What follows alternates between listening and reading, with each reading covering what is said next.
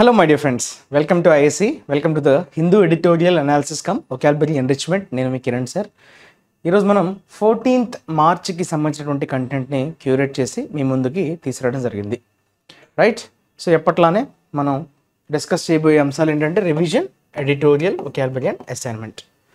So నిన్న assignment of the డేగా ఇచ్చినటువంటి దాన్ని సొల్యూషన్ని మనం ఈరోజు డిస్కస్ చేద్దాం. దాంతో మన సెషన్ అయితే మొదలు పెట్టుకుందాం, రైట్? ఐఎమ్ హ్యాపీ దట్ చాలామంది నన్ను రెస్పాండ్ అయ్యారు, బట్ వాళ్ళందరూ తప్పు ఆన్సర్స్ పెట్టారు. ఓకే, సో అది నాకు కొంచెం హ్యాపీగా అనిపించింది, ఎందుకంటే తప్పులు చేసినప్పుడే మిస్టేక్స్ నుంచే మనం నేర్చుకుంటాం. దాన్ని నేను బలంగా నమ్ముతాను. సో మిస్టేక్స్ చేస్తారు కాబట్టి ఖచ్చితంగా వాళ్ళు దాన్ని రెక్టిఫై చేసుకోవడానికి ఇప్పుడు నేను ఆన్సర్ చెప్తాను కాబట్టి దాన్ని మీరు రైట్ చూసి తెలుసుకోండి, ఎక్కడ ఎందుకు తప్పైంది అన్నది చెక్ చేసుకోండి. అలానే ఎవరైతే ఆన్సర్ చేయలేదు లేదంటే రాలేదు వాళ్ళు కూడా ఒకసారి చెక్ చేసుకోండి, రైట్? సో అసైన్మెంట్ సొల్యూషన్ ఇదే కదమ్మా మనకి, right? Yes, is it fine now? Okay, right. Muslim bodies have dash condemned అన్నాడు. చూసారా, మనకి జనరల్గా మీరు అర్థం చేసుకోవాల్సింది ఏంటి, ఇక్కడ హ్యావ్ అన్నది ఏమైందమ్మా, ఇది హెల్పింగ్ వర్బ్ కదా, హెల్పింగ్ వర్బ్ అంటే V3 రావాలి, V3 వచ్చేసింది కదా, కమెండెడ్. కండెమ్డ్ అంటే దాన్ని కంప్లీట్గా తిరస్కరించారు, ఖండించారు అనే సెన్స్లో వాడతాం కండెమ్డ్. ఓకే, అయితే ఎలా తిరస్కరించారు అంటే ఇక్కడ యాడ్వర్బ్ మిస్ అయిందని క్లారిటీగా మనకు అర్థమైపోయింది. Okay, adverb position. The notification of rules for the citizenship amendment act, పౌరసత్వ సవరణ చట్టం అంటాం, CAA, citizenship amendment act, right? And have called అంటే ఎవరు, ఈ హ్యావ్ కాల్డ్ అనేది ఒక వర్బ్, హ్యావ్ కండెమ్డ్ కూడా ఈ రెండు యాక్షన్స్ చేసింది ఎవరు, ముస్లిం బాడీసే. అందుకే హ్యావ్ వచ్చింది, బాడీస్ ప్లూరల్ కాబట్టి హ్యావ్, మళ్ళీ బాడీస్ ప్లూరల్ కాబట్టి హ్యావ్ కాల్డ్ ఫర్. ఓకే, అయితే కండెమ్ చేశారంటే ఏంటి, దాన్ని కంప్లీట్గా తప్పుపట్టడం, దాన్ని వ్యతిరేకించడం, ఖండించడం, నెగిటివ్ సెన్స్లో కదా. సో నెగిటివ్ సెన్స్లో వాడినప్పుడు for the act to be అని నేను క్వశ్చన్ అడిగాను, రైట్? యాక్ట్ టు బీ, ఇక్కడ మీకు ఏం అర్థం కావాలి, యాక్ట్ని ఏం చేయాలి, to be plus V3, verb యొక్క థర్డ్ ఫామ్ మిస్ అయింది అన్నట్టుగా మీకు అర్థమైంది కదా. అయితే వారు ఆ notification of rules, citizenship amendment యాక్ట్లో ఉన్నటువంటి నోటిఫికేషన్, ఆ రూల్స్ ఏవైతే ఉన్నాయో దాన్ని తీవ్రంగా ఖండించారు. తీవ్రంగా సంథింగ్ నెగిటివ్గా రావాలి అక్కడ కదా, యాడ్వర్బ్ మిస్ అయింది. సో మీరు జాగ్రత్తగా అబ్జర్వ్ చేస్తే ఇక్కడ చూడండి, యునానిమస్లీ అంటే అందరూ ఒకే తాటి మీద, there is no difference of opinion. Unanimous అంటే ఏంటమ్మా, ఏకగ్రీవంగా కండెమ్ చేశారు. సరే, ఇది కరెక్ట్ అనుకుందాం. కానీ called for the act to be adopted అంటే దాన్ని ఇంప్లిమెంట్ చేయండి అని చెప్తున్నారు. ఇంప్లిమెంట్ చేయండి అన్న, కండెమ్ చేస్తే మీరు దాన్ని ఇంప్లిమెంట్ ఎట్లా చేయమని చెప్తారు, దాన్ని రద్దు చేయమని చెప్తారు కదా, రద్దు చేయమని చెప్పాలమ్మా. ఓకే, అడాప్ట్ చేయాలంటే ఇంప్లిమెంట్ చేయమని చెప్పడం, అంటే ఇది కరెక్ట్ అయినా కూడా ఇది V3 ఫార్మాట్లోనే ఉంది, ఇది యాడ్వర్బ్ అనే చూసారా, అంటే పార్ట్స్ ఆఫ్ స్పీచ్ పరంగా ఈ రెండు సరిపోయాయి. ఇక్కడ అన్నీ కూడా అలానే పెట్టాను నేను. ఇక్కడ అబ్జర్వ్ చేస్తే ఆప్షన్ బి చూడండి, ఫినామినల్, ఇది యాడ్జెక్టివ్, ఇది ఎలిమినేట్ అయిపోతుంది పార్ట్స్ ఆఫ్ స్పీచ్ని బేస్ చేసుకొని. మనకు కావాల్సిన పేరేంటి, యాడ్వర్బ్ ఉండాలి, వర్బ్ యొక్క థర్డ్ ఫామ్ ఉండాలి. ఇక్కడ యాడ్వర్బ్ ఉంది కేటగారికలీ, ఫినామినల్ ఉంది యాడ్జెక్టివ్ అయిపోయింది. సో దాన్ని మనం ఎలిమినేట్ చేసేవచ్చు. కేటగారికల్ అంటే ఏంటమ్మా, క్లియర్లీ, స్పష్టంగా. Categorical this is your adjective, చాలా స్పష్టంగా చెప్పడం, కేటగారికల్లీ ఎక్స్ప్రెస్డ్. ఓకే, కేటగారికల్లీ ఇది యాడ్వర్బ్, రైట్? కేటగారికల్లీ, హీ సెడ్ కేటగారికల్లీ అంటే చాలా స్పష్టంగా చెప్పారని అర్థం, రైట్? సో కేటగారికల్లీ అనే పదం ఇక్కడ వాడదామన్నా ఈ ఫినామినల్ ఇక్కడ సెట్ అవ్వట్లేదు కాబట్టి దీన్ని మనం ఎలిమినేట్ చేసేసాం. తర్వాత ఇక్కడికి వస్తే డుబియస్లీ అంటే ఏంటమ్మా, డౌట్ఫుల్ అని అర్థం. డౌట్ఫుల్గా కండెమ్ చేశారా, ఇక్కడ కూడా యాడ్వర్బ్, ఇది యాడ్వర్బే, ఫైన్. ఇది వర్బ్ యొక్క థర్డ్ ఫామే. రీక్రిస్టిన్ అంటే మీనింగ్ ఏంటంటే బేసిక్గా పేరుని మార్చడం. రీక్రిస్టిన్ అంటే ఎప్పుడైనా దేన్నైనా మీరు పేరుని మార్చారు అని చెప్పేటప్పుడు రీనేమ్ చేశారని అంటాం కదా, రీనేమ్నే మనం రీక్రిస్టిన్ అంటాం, రైట్? క్రిస్టిన్ అంటే మీరు దానికి ఒక పేరుని ఇవ్వటం, నామకరణం చేయటం. ఆ నామకరణాన్ని తిరిగి మార్చడాన్ని చెప్పేటప్పుడు మనం రీక్రిస్టిన్ అనే పదాన్ని వాడతాం.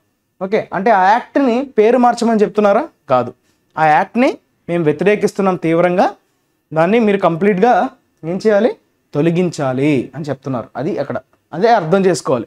సో అండర్స్టాండింగ్ అవుతుందా లేదన్నది ఇంపార్టెంట్ అక్కడ, రైట్? సో అందువల్ల ఇది కూడా ఎలిమినేట్ అయిపోయింది. డబ్ల్యూఎస్ అంటే ఏంటమ్మా? డౌట్ఫుల్, తెలుసు కదా. డబ్ల్యూఎస్ ఇస్ సస్పీషియస్ అంటాం, or you can call it as doubtful కదా, ఇదే కదా. సో దానివల్ల ఇది ఎలిమినేట్ అయిపోయింది. అర్థమైంది కదా. యునానిమస్లీ అంటే మీకు తెలిసింది కదా. సో అందరూ ఒకే స్వరంతో, అంటే ఎటువంటి అపోజిషన్ లేకుండా, రైట్? యునానిమస్, అందరూ ఒకే ఏకాభిప్రాయం అంటాం కదా, దట్ ఈస్ యునానిమస్. అడాప్టెడ్ వల్ల ఇది పోయింది. ఇంకా మిగిలింది వెహమెంట్, రిపీల్.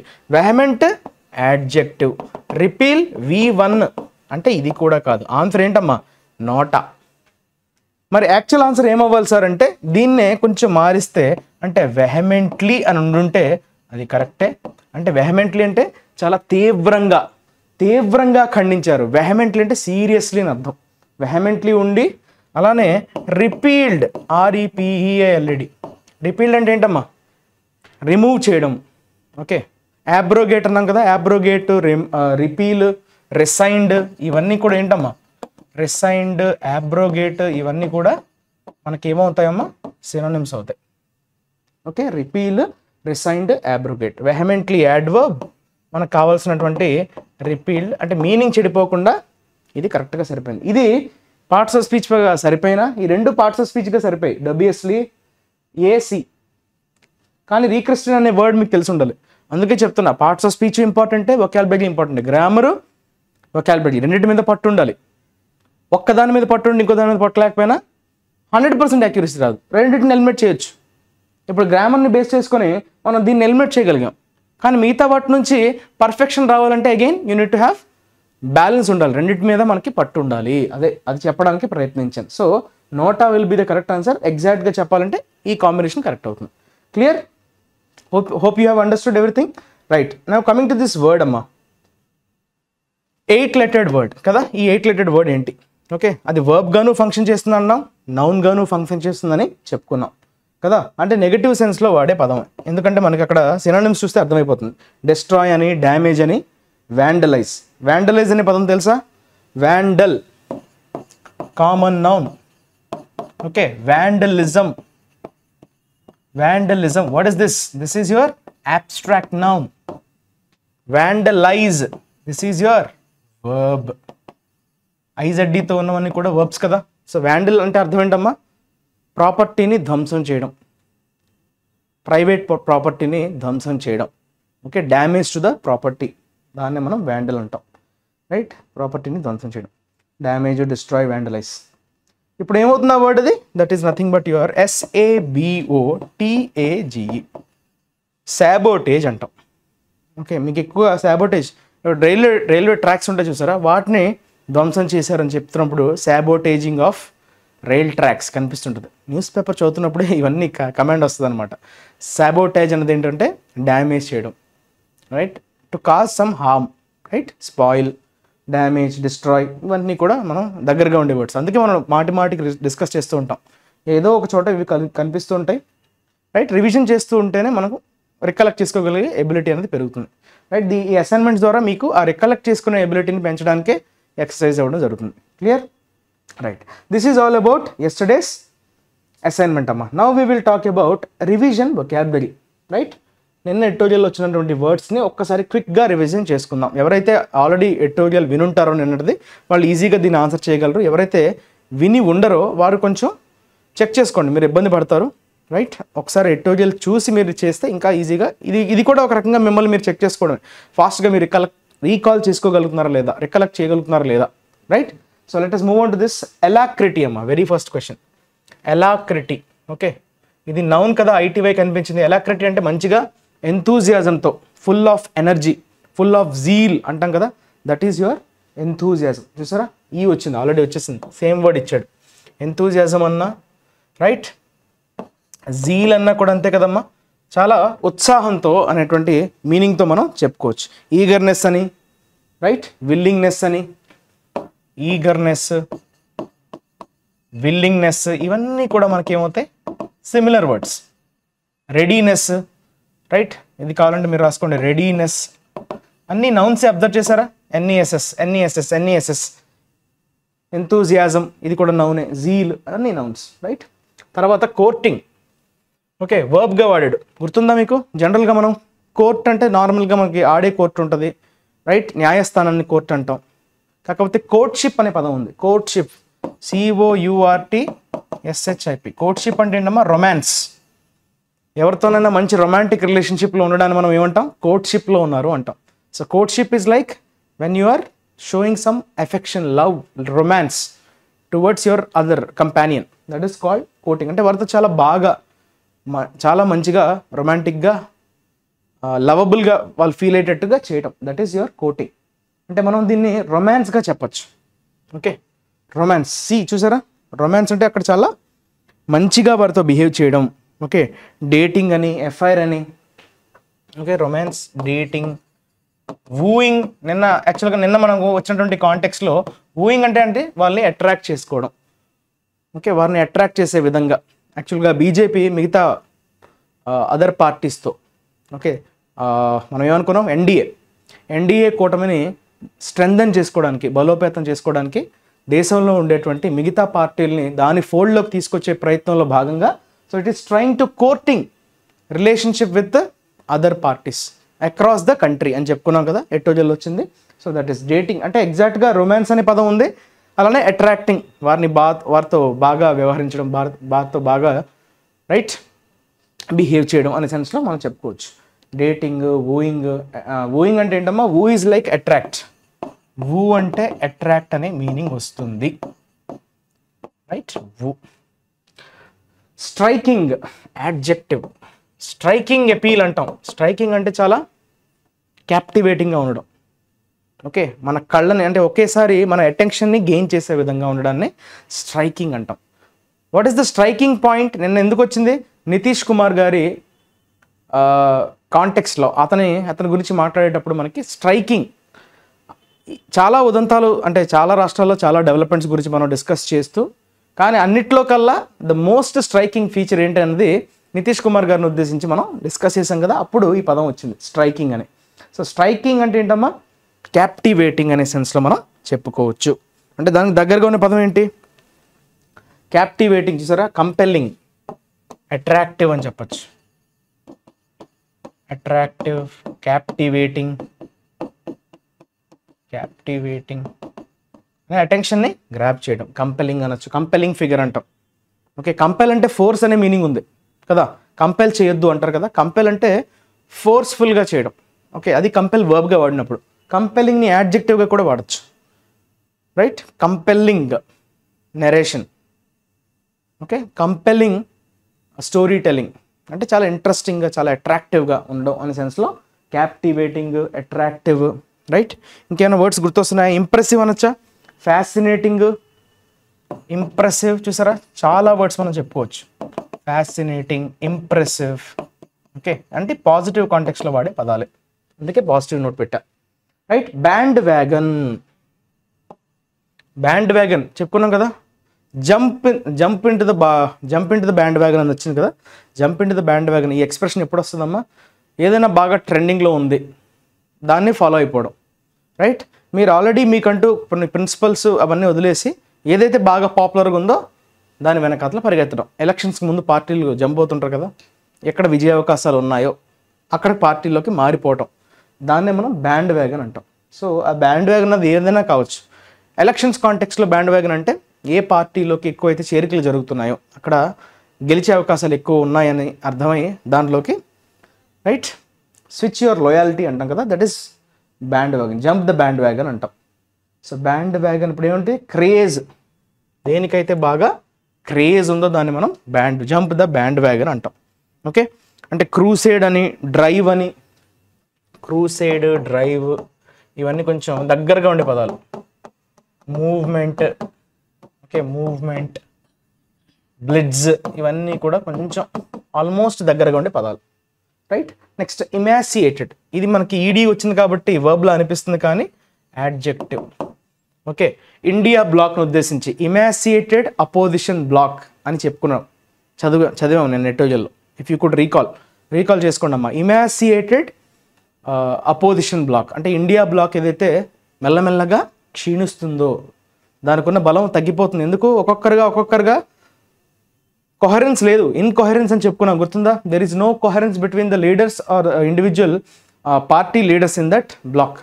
ఆ అపోజిషన్ పార్టీలో ఉండేటువంటి నేతల మధ్య సమన్వయ లోపం ఉన్నది, రైట్? ఆ సమన్వయ లోపం వల్ల దాని యొక్క స్ట్రెంగ్త్ అనేది కాపాడుకోలేకపోతుంది, రైట్? ఇండియా బ్లాక్ను ఉద్దేశించి. That is emaciated. అంటే ఏమంటాం? స్కెలిటల్ అన్నాడు చూసారా, డి. స్కెలిటల్ అంటే అర్థం ఏంటమ్మా? అంటే మాంసం లేకుండా ఒట్టి స్కెలిటల్ ఉంది అంటే అర్థం ఏంటి? బలం లేకపోవడం, క్షీణించిపోవడం అనే సెన్స్లో మనం చెప్పుకోవచ్చు. ఓకే, గాంట్ అని, స్టావ్డ్ అని. గాంట్, స్టావ్డ్ అంటే ఏంటి? ఆకలితో ఉండడం, ఎనర్జీ లేకపోవడం, కంప్లీట్గా అస్థిపంజరంలాగా అయిపోవడం. అస్థిపంజరంలా అయిపోవడం అంటే ఏంటి? ఎనర్జీ లేదు, మొత్తం పోయింది, రైట్? జవసత్వాలు లేవు, రైట్? బక్క చిక్కిన అంటాం కదా, బక్క చిక్కిన, that is your skeletal. Can't అని చెప్పొచ్చమ్మా, స్టావ్డ్ అనే పదాన్ని వాడచ్చు.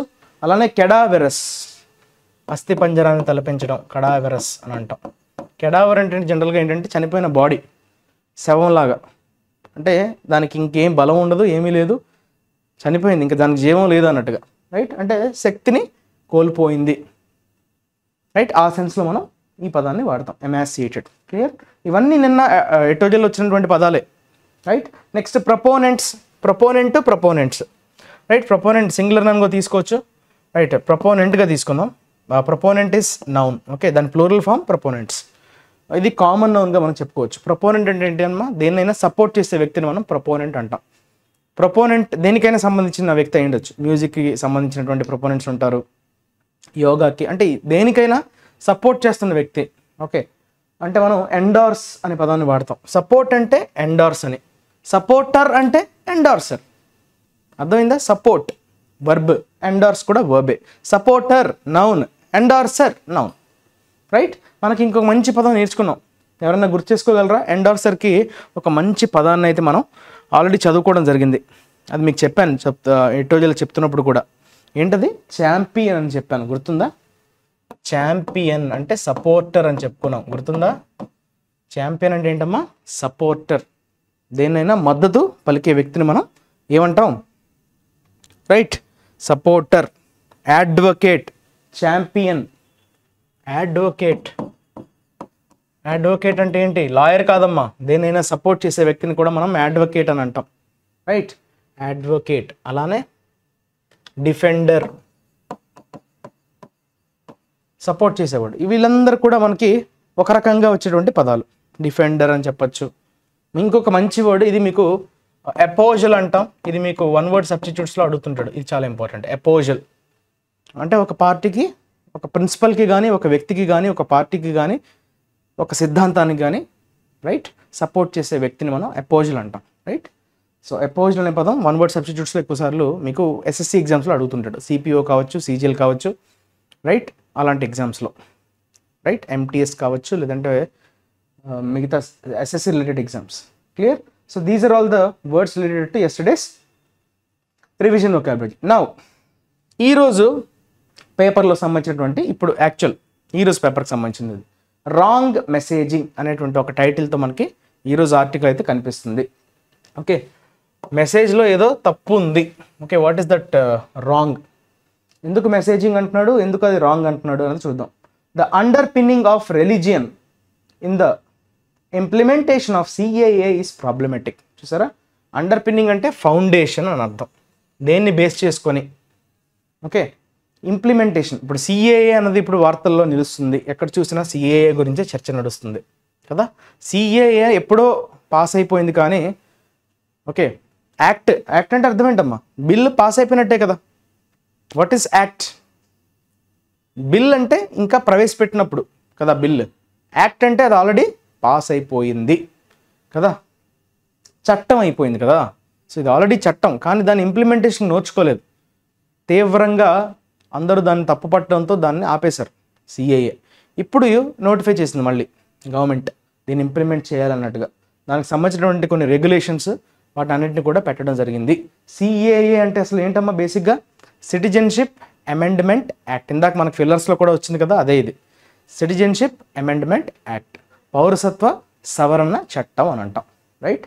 2019 దాన్ని సవరించడం జరిగింది, యాక్ట్ కింద మారింది. అది నోచుకోలేదు, రైట్, ఇంప్లిమెంటేషన్కి నోచుకోలేదు.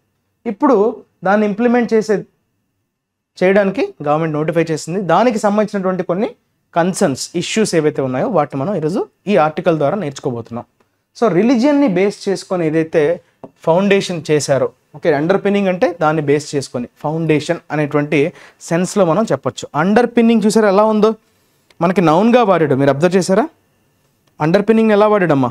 సో ద తర్వాత వచ్చింది కదా, ద అనేది ఎప్పుడు కూడా మనకి నౌన్కి ఇండికేషన్ అని మనం చాలాసార్లు చెప్పుకున్నాం. ఆర్టికల్స్ ఎప్పుడైనా మీకు కనిపించాయంటే so that is nothing but it is an indication of your noun. Okay, so underpinning అంటే సాలిడ్ ఫౌండేషన్ అనేటువంటి మీనింగ్లో మనం చెప్పుకోవచ్చు. Is it correct? Okay, fine. అయితే రిలీజియన్ని బేస్ చేసుకొని ఈ సిఏఏని ఏదైతే ఇంప్లిమెంట్ చేయాలని చెప్తున్నారో అది పెద్ద ప్రాబ్లమ్ని తెచ్చిపెడుతుంది. అది చాలా ప్రాబ్లమెటిక్గా ఉంది, సమస్యాత్మకంగా ఉంది అని అంటున్నాడు. అయితే రిలీజియన్ని బేస్ చేసుకొని, ఎందుకు రిలీజియన్ని బేస్ చేసుకొని మీకు కొంత నేపథ్యం తెలుసా? సో ఒకసారి నేను ఒకసారి ఆర్టికల్ లోపలికి వెళ్ళి చెప్తా, రైట్? లేదంటే మీకు మామూలుగా చెప్పేయమంటారా? సో చిన్న బ్యాక్గ్రౌండ్ నాలెడ్జ్ ఇచ్చే ప్రయత్నం చేస్తాను. సో 3 కంట్రీస్ ఏవమ్మా అవి? పాకిస్తాన్, ఆఫ్ఘనిస్తాన్, బంగ్లాదేశ్. ఈ 3 కంట్రీస్కి చెందినటువంటి మైగ్రెంట్స్ రూపంలో ఎవరైతే, ఓకే, మైగ్రెంట్స్ అంటే అక్కడ అర్థం ఏంటమ్మా? రిలీజియస్ మైనారిటీస్కి చెందినటువంటి, ఇక్కడ వచ్చేసి రాస్తాను, రిలీజియస్ మైనారిటీస్కి చెందినటువంటి పీపుల్. ఓకే, ఎవరమ్మా ఆ కంట్రీస్? ఏమని చెప్పాను నేను? పాకిస్తాన్, ఆఫ్ఘనిస్తాన్, అలానే బంగ్లాదేశ్. ఈ 3 కంట్రీస్కి చెందినటువంటి ఎవరైతే వలస పోయి వచ్చారో, అక్కడ పర్సిక్యూషన్కి గురై, రైట్, ఇండియాలోకి స్థావరం కోసం వచ్చారో వారికి సిటిజన్షిప్ అనేది ఇవ్వాలి. సో ఏ బేసిస్ మీద ఇవ్వాలి అన్న దాన్ని నోటిఫై చేసింది గవర్నమెంట్. అయితే అక్కడ రిలీజియస్ మైనారిటీస్గా చెప్పబడ్డటువంటి అంటే రిలీజియస్ని బేస్ చేసుకొని, ఇక్కడ అన్నాడు కదా రిలీజియన్ అని, ఆ రిలీజియన్ని బేస్ చేసుకున్నటువంటి అంటే ఏవంటే అవి Hindus, right, Christians, Sikhs, okay,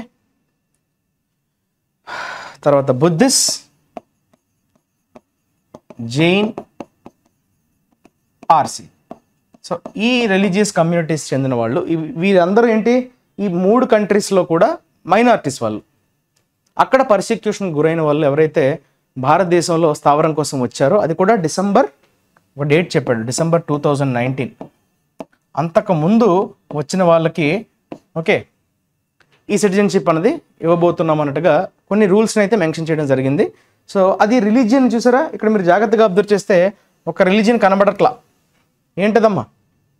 Parsi, Jain, Buddhist, Christian, Sikhs, Hindus, మొత్తం 6 రిలీజియన్ కమ్యూనిటీస్ ఉన్నాయి ఇక్కడ. ముస్లిమ్స్ని అక్కడ మెన్షన్ చేసి లేదు. సో అదే పెద్ద కన్సర్న్. ఇప్పుడు ముస్లిమ్స్కి ఏదో వ్యతిరేకంగా ఉన్నట్లుగా ఇప్పుడు ప్రొజెక్ట్ అవుతుంది ఇది, రైట్? ముస్లిమ్స్ భయపడుతున్నారు. యాక్చువల్గా గవర్నమెంట్ ఇస్తున్నటువంటి వాదన ఏంటంటే ఈ 3 కంట్రీస్లో ముస్లిం మెజారిటీ కంట్రీస్ ఇవి. ఈ 3 కంట్రీస్లో కూడా ముస్లిమ్స్ అనేవారు మెజారిటీ, వీళ్ళందరూ మైనారిటీస్ కిందకి అయిపోతారు. సో వారిని పరిరక్షించడానికే మేము ఎవరైతే పర్సిక్యూషన్కి గురయ్యారో, పర్సిక్యూషన్ అంటే అర్థం ఏంటమ్మా? వారిని ఇబ్బంది పెట్టడం, కంటిన్యూస్గా వారిని ఏదో ఒక రకంగా ఇబ్బంది పెట్టడం, హెరాస్ చేయడం. సో అటువంటి వారు మన భారతదేశంలోకి వచ్చారు. వారికి సిటిజన్షిప్ ఎట్లా ఇవ్వాలన్న దానిపైన ఇప్పుడు ఈ రచన అనేది జరుగుతుంది, రైట్? ఒకసారి ఆర్టికల్ని అయితే చదువుదాం. ఇది చిన్న మీకు బేసిక్గా తెలియాల్సినటువంటి background, right? Now let us get into this article. ఆర్టికల్ని జాగ్రత్తగా చదవండి and we will discuss everything related to this article. The government's decision to implement the Citizenship Amendment Act 2019 just days before the dates for the general election are expected to be announced seems to be a precursor to the ruling Bharatiya Janata Party exploiting a polarizing issue in the poll campaign. చూసారా, అక్కడ వరకు full stop వచ్చినంత వరకు నేను చదివాను కదా, దాన్ని మీరు కూడా జాగ్రత్తగా చదివి అర్థం చేసుకునే ప్రయత్నం అయితే చేయండి. మనకు కొన్ని వర్డ్స్ అక్కడ తగులుతుంటాయి, వాటిని నేను క్లియర్గా చెప్తుంటాను. సో ప్రీకర్సర్ అనే పదం వాడాడమ్మా. ప్రీకర్సర్, ప్రీ అంటే ఏంటమ్మా? మనకు ఒక డైరెక్షన్ ఇవ్వడం. ప్రీకర్సర్ అంటే పేరులోనే ఉంది కదా precursor, something that happened or existed before another thing, that is nothing but your precursor. Okay, precursor is nothing but something that happened or existed before another thing, especially if it either developed into or had influence on it, that is called your precursor. అదొక precursor లాగా అనిపిస్తుంది ruling Bharatiya Janata party. అయితే దాన్ని అది ఎలా exploit చేయదలుచుకుంటుంది, exploiting a polarising issue అని చెప్తున్నాడు. ఈ గవర్నమెంట్ ఏదైతే డెసిషన్ తీసుకుందో సిటిజన్షిప్ అమెండ్మెంట్ యాక్ట్ 2019లో ఆల్రెడీ యాక్ట్గా పాస్ అయిపోయింది, చట్టంగా పాస్ అయిపోయింది. కానీ దాన్ని ఇప్పుడు ఇంప్లిమెంట్ చేయాలంటగా గవర్నమెంట్ ఇప్పుడు డెసిషన్ తీసుకుంది. అది కూడా ఎప్పుడు తీసుకుంది ఈ decision, just before dates of general elections are expected. ఇంకా జనరల్ ఎలక్షన్స్కి సంబంధించినటువంటి స్కెడ్యూల్ విడుదల కాబోతుంది 2-3 రోజుల్లో అనగా వీళ్ళు డెసిషన్ తీసుకోవడం జరిగింది. సో అది ఎలా కనిపిస్తుంది అనమాట, expect to be announced seems to be, అది ఎలా కనిపిస్తుంది ఆ డెసిషన్ అలా ఇంప్లిమెంట్ చేయడానికి వాళ్ళు తీసుకున్నటువంటి డెసిషన్ కొన్ని రోజుల ముందు జనరల్ ఎలక్షన్స్ షెడ్యూల్ రావడానికి వీళ్ళు ముందే ఓకే ఇలా అనౌన్స్ చేయడం ఎలా కనిపిస్తుందంటే precursor to the ruling Bharatiya Janata Party exploiting a polarising issue అంటున్నాడు. పోలరైజింగ్ అంటే ఏంటమ్మా, 2 ధృవాలుగా విడిపోవడం. What do you mean by polarisation? Polarisation అంటే అర్థం ఏంటంటే ఏదో ఒక పాయింట్ని బేస్ చేసుకొని 2 గ్రూపులుగా విడిపోతారు. ఒకరు మద్దతు ఇచ్చేవారు, దానికి సపోర్ట్ చేసేవాళ్ళు, దాన్ని వ్యతిరేకించేవాళ్ళు. దాన్నే మనం పోలరైజేషన్ అంటాం. ఎప్పుడైనా పోలరైజేషన్ అనే పదం వచ్చిందంటే అర్థం ఏంటమ్మా, మీరు 2 గ్రూపుల కింద విభజించేస్తున్నారు ఒక ఇష్యూ మీద. దాన్ని సపోర్ట్ చేసేవాళ్ళు ఒక వర్గం, దాన్ని అపోజ్ చేసేవాళ్ళు ఒక వర్గం. అయితే ఇక్కడ పోలరైజేషన్ దేని బేసిస్ మీద జరిగింది, అదే అక్కడ చెప్తున్నాడు, రిలీజియన్ బేసిస్ మీద. ఎందుకు మీకు చెప్పాను కదా, ముస్లిం కమ్యూనిటీని వాళ్ళు అక్కడ మెన్షన్ చేసి లేదు. ఆ 3 కంట్రీస్ ఏవైతే మెన్షన్ చేశారో పాకిస్తాన్, బంగ్లాదేశ్ అండ్ 3వ కంట్రీ ఏదమ్మా, ఆఫ్ఘనిస్తాన్. ఈ 3 కంట్రీస్లో మైనారిటీస్గా వ్యవహరించబడుతున్నటువంటి మతాలకి చెందినటువంటి పీపుల్ ఎవరైతే పర్సిక్యూషన్ గురయ్యారో వారికి ఆ డిసెంబర్ 2019కి ముందు ఇండియాలోకి వచ్చినట్లుగా వాళ్ళు ఏమైనా ప్రూఫ్ సబ్మిట్ చేస్తే వాళ్ళకి మేము సిటిజన్షిప్ ఇస్తాము అన్నట్టుగా గవర్నమెంట్ చెప్పడం జరిగింది. దానివల్ల ముస్లిమ్స్ చాలా భయపడుతున్నారు. అంటే అటు నుంచి వచ్చిన వాళ్ళు ముస్లిమ్స్ ఎవరైతే ఉంటారో వాళ్ళు సిటిజన్షిప్ కోల్పోయేటువంటి భయం ఉంది, రైట్? అందువల్ల ఇప్పుడు ప్రాబ్లం అనేది ఇక్కడ పోలరైజింగ్. ఇక్కడ పేరు ఎందుకు పోలరైజింగ్ ఇష్యూ ఇచ్చాడంటే అది రీజన్. సో అక్కడ 2 గ్రూప్స్ కింద ముస్లిమ్స్, నాన్ ముస్లిమ్స్, అక్కడ పోలరైజేషన్ జరిగిపోయినట్టుగా అది అర్థం, రైట్? Poll campaign.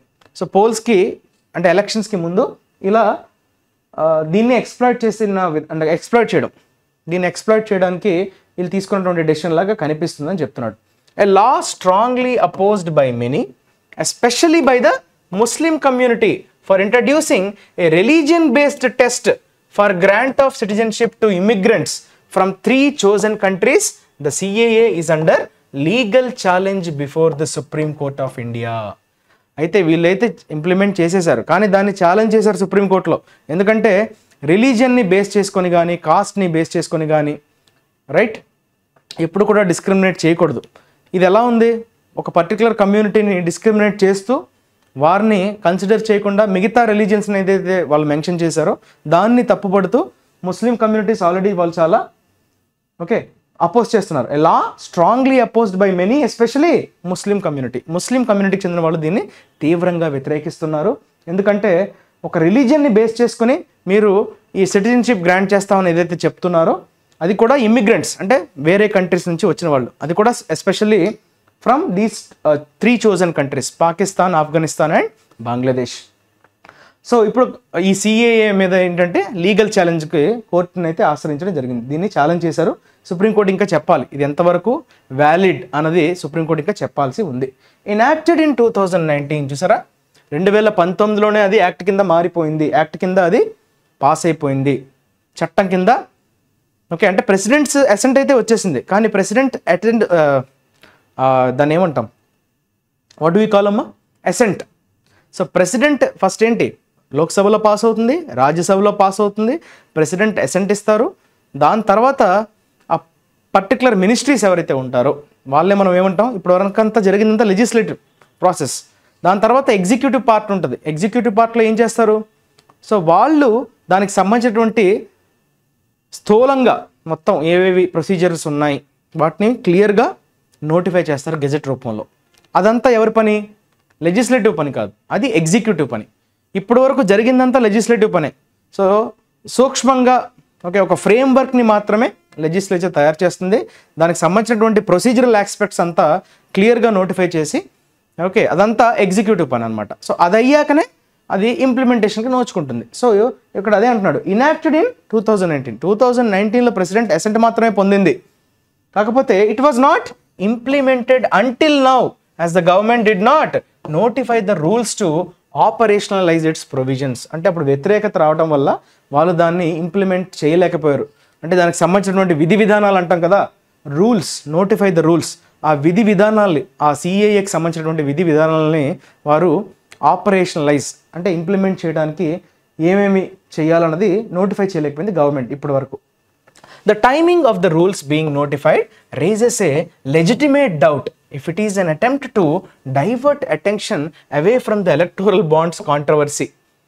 అయితే ఇది ఎలా కనిపిస్తుందంట, ఇది వీళ్ళు ఇలా ఇంప్లిమెంట్ చేయాలి అన్నట్టుగా ఏదైతే డెసిషన్ తీసుకున్నారో అది వాళ్ళు చెప్పినటువంటి టైమింగ్ ఏదైతే ఉందో అది ఎలా కనిపిస్తుంది అనమాట, రైజెస్ ఏ డౌట్ అంటున్నాడు, లేవనెత్తుతోంది. అందరిలో ఒక ప్రశ్ననైతే లేవనెత్తుంది, అది కూడా లెజిటిమేట్ డౌట్ అంటున్నాడు. అంటే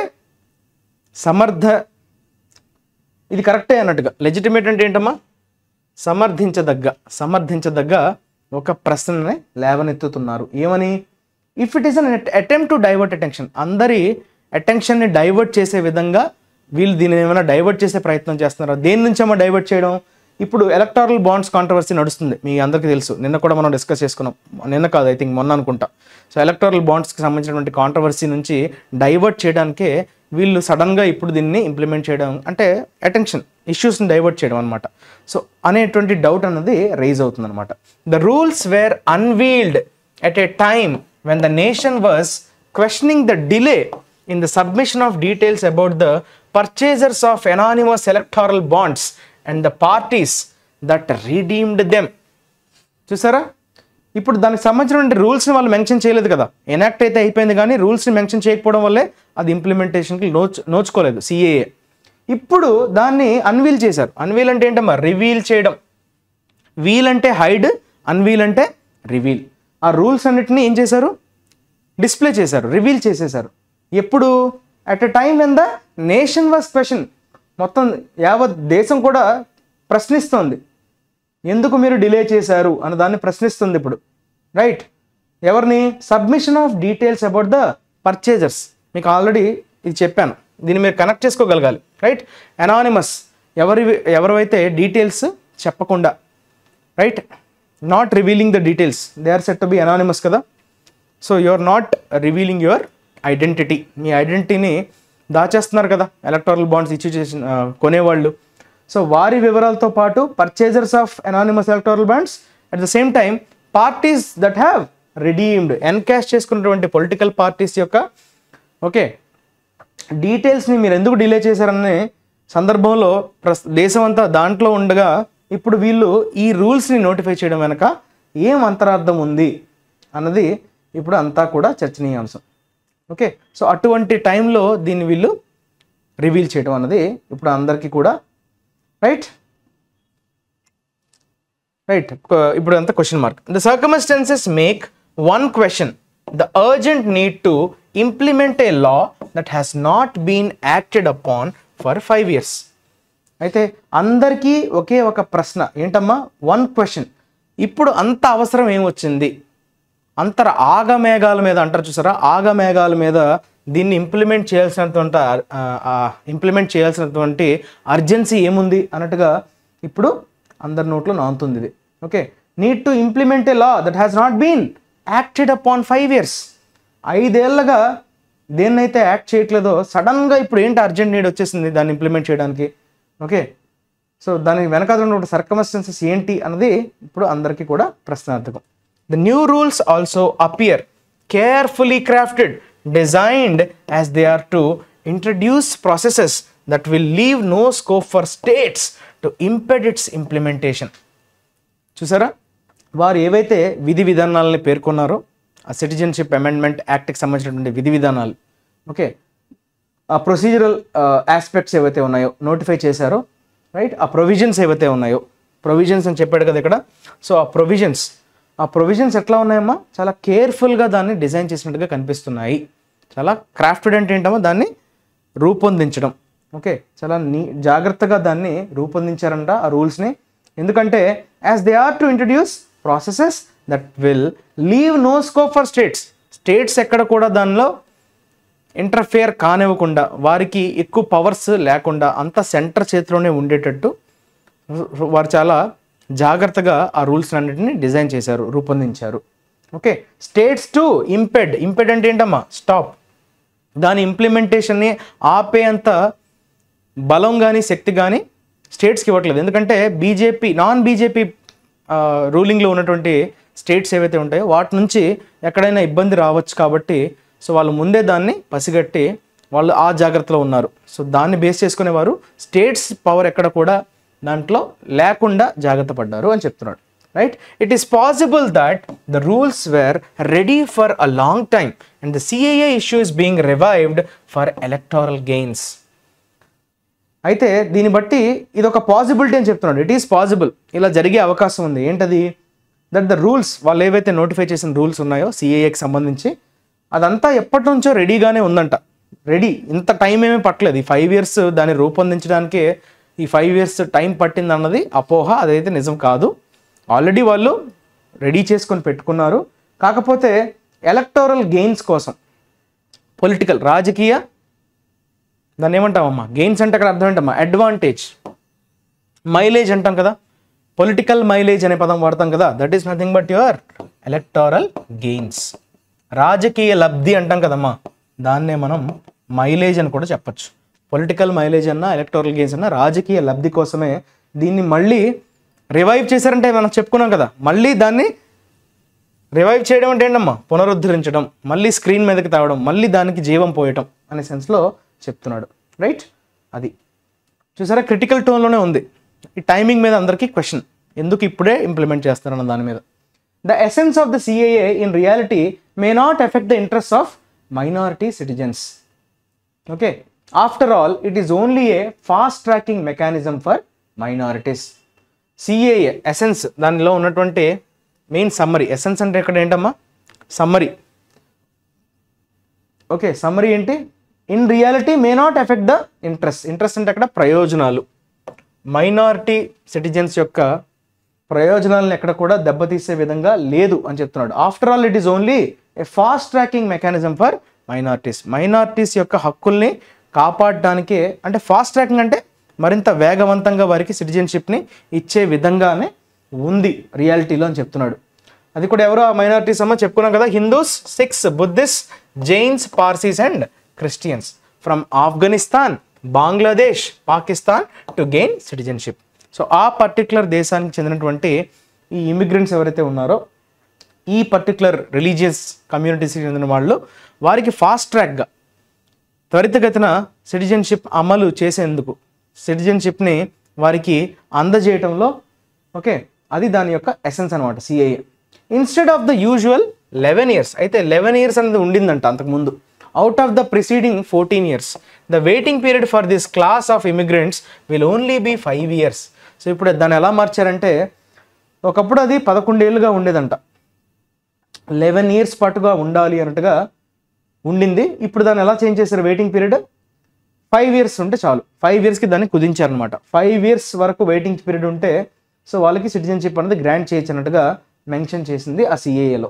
ప్రొవైడెడ్, కాకపోతే ఏ కండిషన్ మీద, ప్రొవైడెడ్ అంటే అక్కడ condition, they had arrived before December 31st, 2014, 2014 December 31st ముందుగానే వాళ్ళు ఉన్నట్టుగా వారు ఏదన్నా డాక్యుమెంట్స్ని కానీ సబ్మిట్ చేయగలిగితే అప్పుడు వారికి సిటిజన్షిప్ అనేది గ్రాంట్ చేస్తామన్నట్టుగా దాన్ని మెన్షన్ చేశారు. సో అక్కడ 11 years కాస్త 5 yearsకి కుదించారు.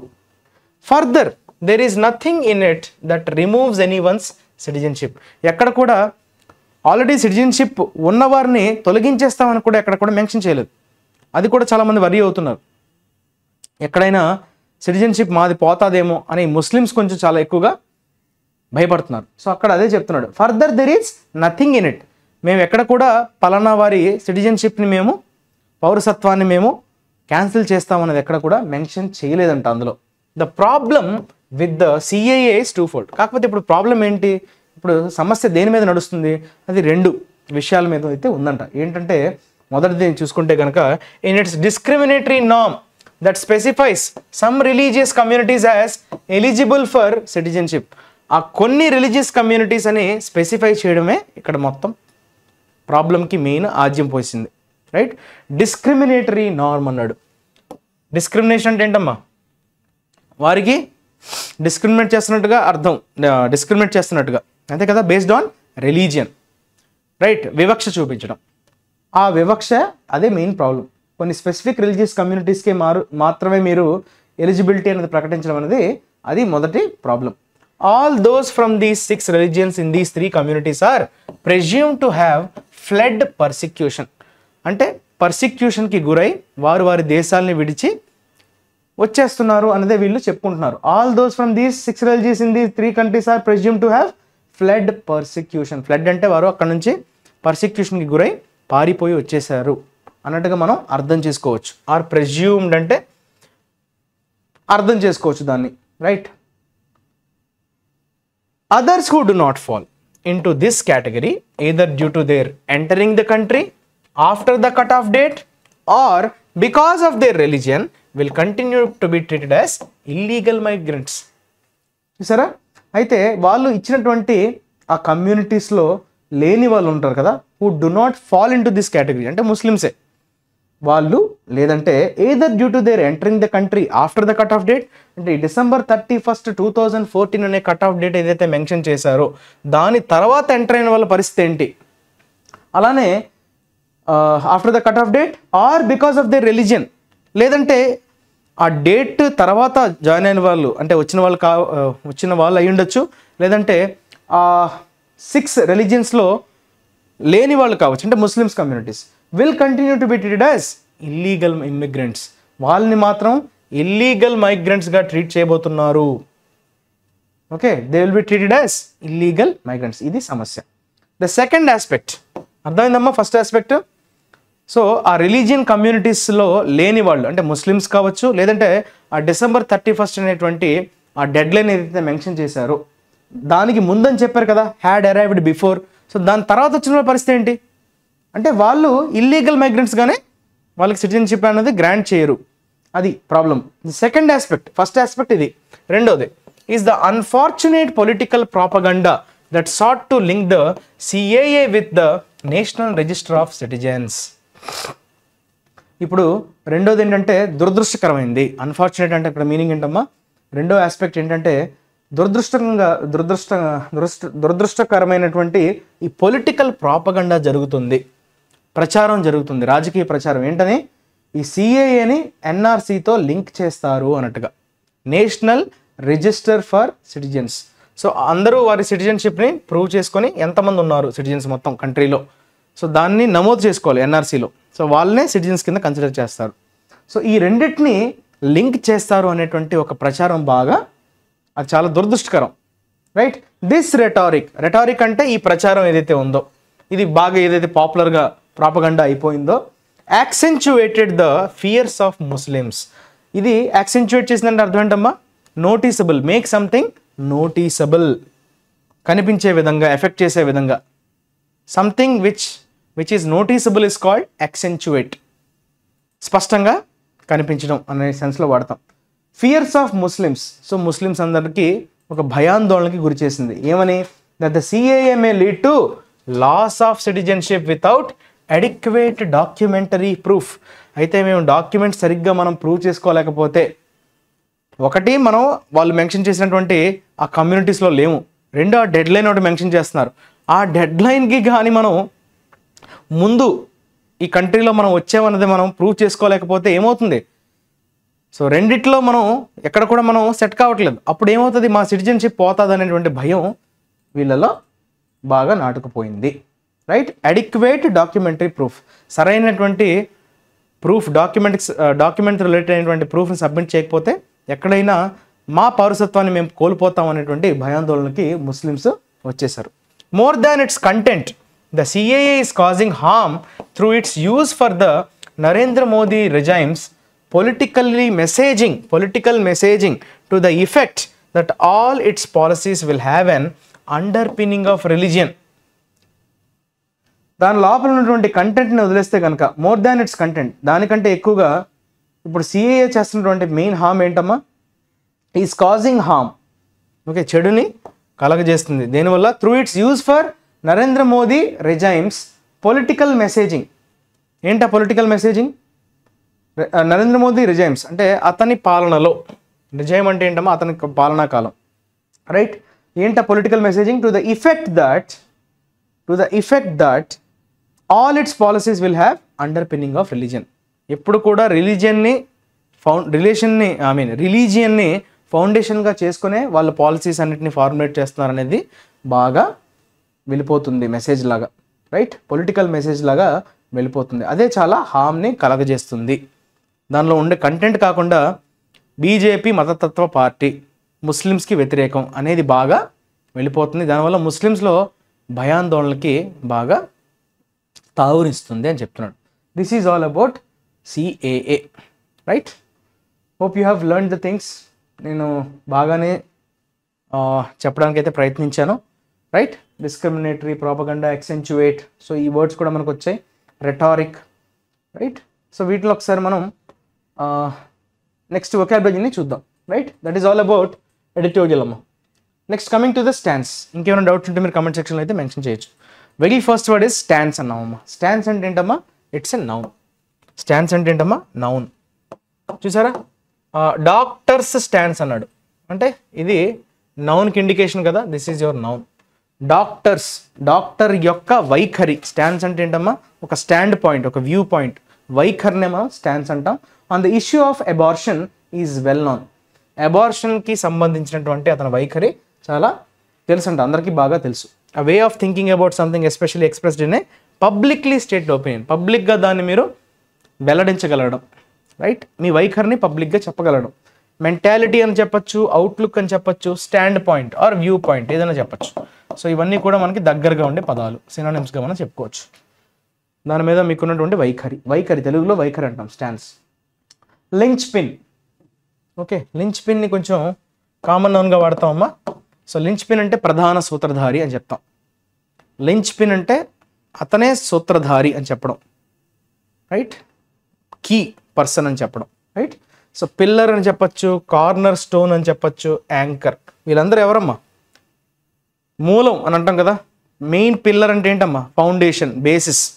Okay, nurses are the linchpin of the national health service. వారే చాలా కీలక పాత్ర పోషిస్తారు. ఓకే, కార్నర్ స్టోన్ అంటే ఏంటమ్మా? వాళ్ళ మెయిన్, కీ అని అర్థం. A person or thing vital అంటే important, very important to an enterprise or organization. ఈ set to be linchpin. Okay, ఇది ఒక కామన్ నౌన్. ఇది వన్ వర్డ్ సబ్స్టిట్యూషన్స్లో అడగడానికి అవకాశం అయితే ఉంటుంది. Next aversion. ION అంటే నెగటివ్ నౌన్ అమ్మ. ఎవర్షన్ అంటే దాని మీద మీకు అసహ్యం, దేని మీదైనా మీకు అసహ్యం ఉండడాన్ని మీరు ఎవర్షన్ అంటారు, రైట్? డిస్టేస్ట్ అని, అబారెన్స్ అని కూడా చెప్పుకోవచ్చు. డిస్టేస్ట్ అంటే దాని మీద డిస్లైక్, దాని మీద మీకు వ్యతిరేక భావం. That is called your aversion. She has a deep aversion to getting up in the morning లేవడానికి ఆమెకి చాలా ఇబ్బంది. ఎవర్షన్ అంటే ఇంకా డిస్లైక్ అనమాట, complete dislike. A feeling of strong dislike of not wishing to do something. చేయడానికి ఏమాత్రం కూడా మనసు అంగీకరించకపోవటం. That is your aversion. Ratify అమ్మ, FIతో ఎండ్ అయింది కాబట్టి ఇది వర్బ్. రాటిఫై చేయడం, రాటిఫికేషన్ అంటాం. రాటిఫికేషన్ ఇది కొంచెం స్పెసిఫిక్ కాంటెక్స్ట్లో వాడే పదం. రాటిఫికేషన్ అనేది నౌన్. ఎవరు రాటిఫై చేయాలి? మీరు నేను రాటిఫై చేయొచ్చా అంటే కాదు. రాటిఫై అంటే అఫీషియల్గా గవర్నమెంట్, రైట్, దాన్ని అప్రూవ్ చేయడం, రైట్? చూడండి, many countries have now ratified the UN convention on the rights of the child. Okay, చాలా కంట్రీస్ దాన్ని ఆమోదించాయి. చూసారంటే ఒక అఫీషియల్ బేసిస్ మీద అందరూ కలిసి దాన్ని పాస్ చేయడం అనే సెన్స్లో, అప్రూవ్ చేయడం, శాంక్షన్ చేయడం అనే సెన్స్లో మనం చెప్పచ్చు, రైట్? అది కూడా especially of governments or organisation, దాన్ని దృష్టిలో పెట్టుకోవాలి. ఆ పర్టికులర్ కాంటెక్స్లోనే మనం రాటిఫై అనే పదాన్ని వాడతాం. రాటిఫైడ్ ఏ బిల్ అని అంటారు, పార్లమెంట్లో కావచ్చు. బికాస్ అందరూ కలిసి గవర్నమెంట్ ఆర్గనైజేషన్ కావచ్చు, గవర్నమెంట్ బాడీ కావచ్చు, వాళ్ళు అఫీషియల్గా అప్రూవ్ చేయడం, పాస్ చేయడం, right? Make an agreement official, దాన్నే మనం రాటిఫై అంటాం. రైట్. తర్వాత మూట్ అనమాట. మూట్ని మనం యాడ్జెక్టివ్గా వాడచ్చు, మూట్ని మనం వర్బ్గా కూడా వాడచ్చు. ఓకే, సో ఇక్కడ ఎలా వాడాడమ్మా, ఇట్స్ ఏ మూట్ పాయింట్ అంటున్నాడు. మూట్ పాయింట్ అంటే విచ్ రిక్వైర్స్ డిబేట్, చాలా దాని మీద చర్చలు జరగాలి అని చెప్పేదాన్నే మనం మూట్ పాయింట్ అంటాం. అంటే దాని మీద డిస్కషన్స్ జరగాలి, ఒక కంక్లూజన్ అనేది రాదు దానికి, అంటే అనాలిసిస్ అనమాట. ప్రోస్ ఏంటి, కాన్స్ ఏంటి, సో దాన్ని బేరీజ్ వేసుకొని మనం ఒక డెసిషన్కి రావాలి. కానీ ఒక వన్ పాయింట్ ఆన్సర్ లేకపోవడం. ఓకే, చాలా ప్రోస్ ఉంటాయి, చాలా కాన్స్ ఉంటాయి. సో ఏది మనకి ఆ టైంకి బెటర్, ఓకే ప్రోస్ ఎక్కువ ఉన్నాయి, కాన్స్ తక్కువ ఉండేటప్పుడు మనం దానికి ఒక స్టాండ్ పాయింట్ తీసుకోవడానికి అవకాశం ఉంటుంది. దాన్ని మనం మూట్ పాయింట్ అంటాం. It's moot point whether building more roads reduces traffic congestion. Okay, ఇది డిబేట్ చేసేటువంటి ఒక పాయింట్ అనమాట. రోడ్స్ ఎక్కువ బిల్డ్ చేయడం వల్ల ట్రాఫిక్ కంజెషన్ ఏదైతే రద్దీ కదా, ఆ రద్దీని మనం ట్రాఫిక్ అంటాం కదా, ట్రాఫిక్ కంజెషన్ అంటాం. అది తగ్గించడానికి మోర్ రోడ్స్ ఏమైనా హెల్ప్ అవుతాయి అన్నది ఒక డిబేటబుల్ పాయింట్ అని అంటున్నాడు. దానికి ఎప్పుడు కూడా ఒక కంక్లూజన్ రాదు, అంటే నడుస్తూ ఉంటాయి. అంటే వద్దు అనేవాళ్ళు కొంతమంది, కావాలనుకునే వాళ్ళు కొంతమంది. అది ఎప్పుడు డిబేట్ నడుస్తూనే ఉంటుంది. రిజర్వేషన్స్ కావాలా వద్దా అంటే అదొక పెద్ద డిబేటబుల్ పాయింట్. కావాలి అనేవాళ్ళు ఉంటారు, వద్దు అనేవాళ్ళు కూడా ఉంటారు. సో దానికి ఎప్పుడో కంక్లూజన్ అయితే రాదు అని చెప్పడం. That is often discussed or argued about but having no definite answer. దానికి ఎప్పుడు ఒక సింగిల్ పాయింట్ ఆన్సర్ రాకపోవడం. Always there is a debate, always there are some people supporting it and always some people who are opposing it. That is said your moot. తర్వాత augury. ఆగర్ అనేది వర్బ్గా వాడతాం, ఆగర్స్ well అంటారు, అది verb. ఆగరి అనేది noun అమ్మ, అంటే ఫ్యూచర్లో జరగబోయేది అని చెప్పడం. రైట్. సూచకం, శుభ సూచికం అంటాం కదా, సూచికం, సూచన, సూచికం, దట్ ఈజ్ యువర్ ఆగరి. సంకేతం అని చెప్పచ్చు. రైట్, ముందుగానే మీకు ఒక ఇండికేషన్ ఇవ్వడం అనే సెన్స్లో వాడతాం. A sign of what might happen in the future, ఫ్యూచర్లో ఇలా జరగడానికి అవకాశం ఉంది అనేటువంటి ఒక సిగ్నల్ ఇచ్చేదే ఆగరి. దాన్నే ప్రిసియన్స్ అంటారు, ఫోర్కాస్ట్ అని చెప్పచ్చు, ప్రొఫెసీ అంటే దగ్గరగా ఉండే పదాలు. యాక్చువల్గా ప్రొఫెసీ అంటే ఏంటి, ముందుగానే మీకు జరగబోయే విషయాల్ని ఇలా జరగచ్చు అని చెప్పడం, ప్రొఫెసీ కదా. సో ఫోర్కాస్ట్ అన్న అదే సేమ్, ఫోర్ అంటే ముందుగానే చెప్పడం, ప్రిసియన్స్. తర్వాత ఇంటరిమ్, ఇది యాడ్జెక్టివ్ అమ్మ. What you mean by interim? Interim budget అంటారు, ఇంటరిమ్ గవర్నమెంట్ అంటారు. అంటే టెంపరీగా, ఓకే ఆన్ ఏ ప్రొవిజనల్ బేసిస్గా దేనైనా ఏర్పాటు చేసేటప్పుడు మనం ఇంటరిమ్ అనే యాడ్జెక్టివ్ని వాడతాం. So something which is not permanent, okay for some time being. Okay, అప్పటికి యాక్టింగ్ జస్టిస్ అంటారు కదా, యాక్టింగ్ చీఫ్ జస్టిస్ అంటే పూర్తి ఛార్జ్ ఇవ్వకుండా ఎవరైనా సడన్గా చనిపోయినప్పుడు కానీ, ట్రాన్స్ఫర్ లీవ్ మీద ఎక్కడికైనా వెళ్ళినప్పుడు కూడా అతని ప్లేస్లో ఒక యాక్టింగ్ని అపాయింట్ చేస్తారు, acting chief justice. Okay, acting governor అంటే అందాక, అంటే రియల్ పర్సన్ని అపాయింట్ చేసే లోపు అతను అందాక యాక్ట్ చేస్తుంటారు. Right, provisional. Right, temporary and intended to be used or accepted until something permanent exist. పర్మనెంట్గా జరిగేలోపు దాన్ని అప్పటి వరకు ప్రొవిజనల్గా, టెంపరీగా వాడుకోవడాన్నే మనం ఇంటరిమ్ అంటాం. And interim government was setup for the period before the countries first free election. Temporary basis మీద ఒక ప్రభుత్వాన్ని ఏర్పాటు చేయడం జరిగింది అని చెప్తున్నాడు. రైట్, నెక్స్ట్ వే లే, ఇది మీకు కొత్తగా అనిపించవచ్చు. రైట్, వే లే అన్నాడమ్మా, ఇది వర్బ్గా వాడతాం. A man on his way to deposit $12,000 in a bank was waylaid by two men who snatched his bag. అంటే మాటు వేయడం అంటారు చూసారా, మాటు వేసి వారి మీద దాడి చేయడం. మాటు వేయడం, మాటు అంటే అర్థం ఏంటమ్మా అంటే ముందుగానే ప్రీ ప్లాన్డ్గా వారి మీద దాడి కోసం ఒక ప్లాన్ గీసుకొని వారి మీద దాడి చేయడం. రైట్, అంటే ఇప్పుడు ఎవరైనా రోడ్డు మీద వచ్చేటప్పుడు, నిర్మానుష్యంగా ఉన్న రోడ్డు అనుకోండి, వాళ్ళని టార్గెట్ చేసి వాళ్ళ దగ్గర ఉన్నటువంటి పొసెషన్స్ని తీసుకోవడం, దట్ ఈస్ కాల్డ్ వేలే. అంటే to wait for and then stop someone, especially either to attack or talk to that person. అతన్ని సడన్గా ఆపి అతని నుంచి అతన్ని అటాక్ చేసి అతని దగ్గర ఉన్నటువంటి పొసెషన్స్ని లాక్కోవడం. Right, that is called your waylay. మాటు వేయడం, మాటు వేసి దాడి చేయడం. యాంబుష్ అంటాం, ట్రాప్ అంటాం, ఎస్ఏల్ అంటాం. ఇది కొంచెం దగ్గరగా ఉండే పదాలు. యాంబుష్ అంటే సడన్ అటాక్, బేసిక్గా సడన్ అటాక్ని మనం యాంబుష్ అని అంటాం. ఎస్ఏల్ అన్న అటాక్. ట్రాప్ అంటే అదే కదా, అంటే ముందుగానే ప్రీ ప్లాన్డ్గా జరుగుతుంది కాబట్టి ట్రాప్. సో ఇవన్నీ కూడా దగ్గరగా ఉండే పదాలు. అసైన్మెంట్ ఆఫ్ ద డే, ఇది జాగ్రత్తగా ఈరోజు ఆన్సర్ చేయండి అమ్మా. రైట్, ఈజీగా తీసుకోవద్దు. రైట్, ఖచ్చితంగా మీరైతే దీన్ని ఆన్సర్ చేసే ప్రయత్నం అయితే చేయాలి. ఓకే, దీని ఒకసారి నేను కరెక్ట్గా డిస్ప్లే అయ్యే విధంగా దీన్ని స్క్రీన్ మీద పెట్టే ప్రయత్నం చేస్తాను. అందరూ దీన్ని అయితే ఆన్సర్ చేయాలి. Right, so these are the words కదమ్మా. చూసారా, 1 2 3 4 5 6 7 7 lettered word. Okay, it is a noun used in positive context. Frankness, honesty, ఈ రెండు మీనింగ్స్ వచ్చేటువంటి పదం అది. సో ఈ రెండు సినానిమ్స్గా మనం చెప్పుకోవచ్చు ఈ పదానికి. అంటే పాజిటివ్ కాంటెక్స్ట్లో వాడే నౌనే అది. అదేంటో మీరు రాయాలి. రైట్, మెన్షన్ చేయాలి. రైట్, కొంచెం కష్టమే, ఎందుకంటే 2 లెటర్స్ ఇచ్చాను 7లో, అంటే మిగతా 5 లెటర్స్ని మీరు సప్లై చేయాలి. కాకపోతే మీకు కొన్ని క్లూస్ ఇచ్చాను కాబట్టి సో కొంచెం మెదడుకి మేత. Right, next, the report is likely to recommend dash relevant articles of the constitution and or adding new sections to enable dash of simultaneous polls in the country. Right, 2 fillers, double fillers. ఇందులో మీకు 4 ఆప్షన్స్తో పాటు 5వది none of the above కూడా ఇవ్వడం జరిగింది. So ఇది ఏది కరెక్ట్ అవుతుందని మీరు కామెంట్ సెక్షన్లో అయితే చదివి అర్థం చేసుకొని కామెంట్ సెక్షన్లో అయితే మెన్షన్ చేయండి. Right, thank you for watching. మళ్ళీ రేపు కొత్త విషయాలతో, కొత్త ఆర్టికల్తో మీ ముందుకు వచ్చేస్తా. ఆర్టికల్కి సంబంధించింది కానీ గ్రామర్ పోర్షన్లో కావచ్చు, అసైన్మెంట్ కావచ్చు, వొకాబులరీ, ఏమైనా డౌట్స్ ఉంటే మీరు కామెంట్ సెక్షన్లో మెన్షన్ చేయొచ్చు. మీ ఫ్రెండ్స్కి ఖచ్చితంగా షేర్ చేయండి, వీడియోని లైక్ చేయడం మర్చిపోవద్దు. Thank you for watching. Your Kiran sir signing off. Have a nice day. Stay tune to IAC.